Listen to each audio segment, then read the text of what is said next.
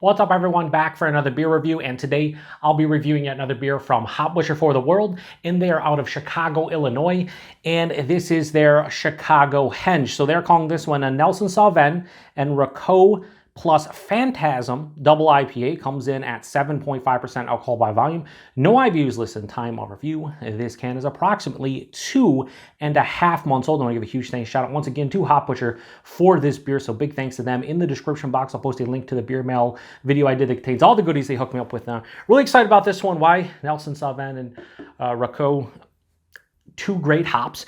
Now, I will say I'm a little bit worried because Phantasm, the thiol that like kind of adds the tropical fruit nose, like a big tropical aroma, basically. More often than not, when I have beers with Phantasm, the nose is amazing and it doesn't translate into the taste. So hopefully that differs in this one, and that's just delicious through and through. Now, Chicagohenge, the actual name of it is named after the Chicagohenge, which is like the Manhattan Henge, where I believe it's around the fall and spring equinox, you can see the sunrise or sunset in downtown between the buildings that are east and west facing the street. And that's kind of what they have here on the logo. On the label here, it looks fantastic. So pretty cool. I didn't know about the Chicagohenge. I knew about the Manhattan Henge. So you learn something new every day. And yeah, pretty sweet. And this one, a little bit of an explosion. It happens though. Let's give it a pour here. Now, 2.5 months old, my fault. Channel's on hiatus for about 6 weeks, and getting to some of these a little bit later, but it was kept cold the entire time, and I think we should be okay, hopefully. I gave it a little bit of a roll off camera, and maybe that's why it's a little bit of an aggressive kind of carbonation look. So yeah, that looks, I always say this in Hop Butcher, it looks like a Hop Butcher Hazy, but it does. Has that honey orange color, very murky and turbid, about a 3-finger of this off-white, almost slightly cream-colored head, pretty creamy looking. On top, it looks very frothy, kind of like the top of a hot chocolate. Looks awesome. Let's get a nose. And I'm expecting the nose, even at 2.5 months old, to be fantastic because of Phantasm. And it is. It just fucking smells awesome. Most of the Phantasm beers I've had, the aromas have been through the roof, and then I taste them, and it's just like, I feel like kind of let down almost every time because the nose is so spectacular. You get to the taste, you're like, man, I wish the nose would have carried over. I feel like this is going to be the same thing here. There's an extremely amount of like juicy, fresh, just juicy, pungent, like peach, pineapple, big stone fruit tropical vibe. It just smells sweet, almost candied. Whew, there is a nice like zesty and sweet ruby red grapefruit orange.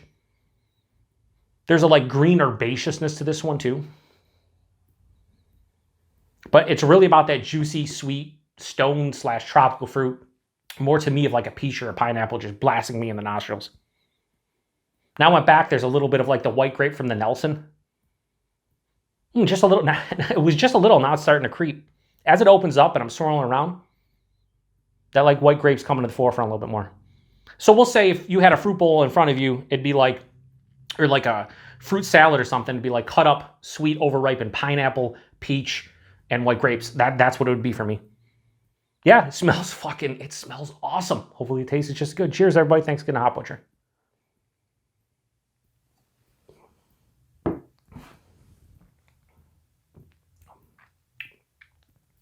Okay, let me say this. Taste, not as good as the nose, but I think this is closest that I have come in a Phantasm beer with the taste almost matching up to the nose. This is like dialed back maybe like 10, 15% from the nose. It has all those great characters, but just dialed back a little bit from the nose.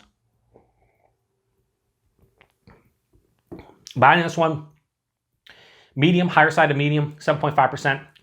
Fine. Mouthfeel, soft, smooth, creamy. A little bit more carbonation than I'm accustomed to with some of these 7.5% double IPAs from Hop Butcher, but it's okay. Body's good. Mouthfeel's good. The taste, I mean, like I said, it carries over. Right? The first half of the palate is big, juicy peach, pineapple, and that hits me right at the forefront. Underlying zesty, like grapefruit and orange. Then midway through the palate, there's this nice, I would say like a fresh grape, but it's not too sweet, almost like a slight tart white grape almost. Then the second half of the palate on the finish, there's this real big dank, herbaceous. Like a lot of people will say, hang on. Yeah, dank, herbaceousness, grassy, stuff like that. And it finishes semi-dry with a approaching moderate bitterness. This is not too sweet. First half palate, all that sweet, juicy fruit character, sure. Second half palate, nope. Cuts it down to size and just pretty much reins it in and balances out, which is welcomed. 7.5%. It drinks like one of their 7.5%, double IPAs. There's no alcohol detected. This is fucking really good. Is it amazing?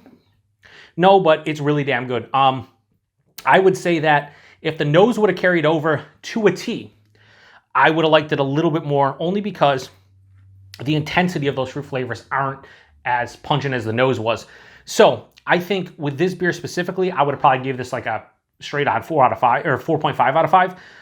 But I got to knock it down a little bit just because it's not as boisterous and bold as the nose, the taste that is. But it's still going to get a really high score. So Chicagohenge from Hop Butcher. We'll read the tasting notes, trying to remember, in a second. I'm going to give this a high 4.25 out of 5 and go 4.35 out of 5. Almost gets in the 4 or 5 range. To do so, I think the nose would have had to carry over, and this is a 4.5 out of 5 all day. With just 2 hops, Nelson and Rakau, along with Phantasm, I think they've done a fantastic job. Let's go to tasting notes. Dank greens. That's probably what I was trying to say, and I was just like, I don't know. So I said everything but greens. I said it's dank, it's herbaceous, it's grassy, and that's pretty much what I said. Yeah, dank greens all day. Juicy stone fruit, without question. I said that at some point, probably juicy stone fruit. For me, I'd say specifically juicy peach and pineapple. That's what I go for. And last is crisp white grapes. Yeah, I would say more of a tart, but I could see them saying crisp. So I pretty much got everything of the 3, but not specifically. I think the tasting notes are spot on, honestly. And I just love the label here. So here, the label. 4.35 out of 5. What do we think as far as price and availability goes? This one, I believe, most of these in and around the Chicago area, $15.99 a 4-pack. If you see distro, probably 18 to 20 bucks a 4-pack for something this quality all day, every day. And then a distro, Hop Butcher's all over the place now. If you really want Hop Butcher stuff, you can make it happen, whether it's ordering online or trying to find some places locally that maybe got a couple drops. Here in the Western New York area, we get pretty much a couple beers every month. And yeah, it's really cool to see them getting better distro. I don't know if it'll ever be, even when they open up their new brewery, I don't know if it'll ever be like, super consistent around in my neck of the woods. But if we see Hop Butcher stuff occasionally, that would be sweet. But huge thanks to them for sending me these beers out and getting a chance to try them and review them. This is delicious. 2.5 months old. So for people out there, and I used to be one of them back, a good 10 years ago, I used to be one of those guys that'd be like, I'm not, drinking a 2.5 month old IPA. Come on now. And these beers, as long as they're handled properly, kept cold, and stored properly, they can hold up. And the last couple IPAs I've had from them, the double IPAs, and I think I had a regular IPA that have been 2.5 months old or just around, they've been dynamite. So do not sleep on Hop Butcher beers and other breweries that brew top tier beers. Do not sleep on some of their older stuff, because you can pick up a IPA 2-month old and still be delicious.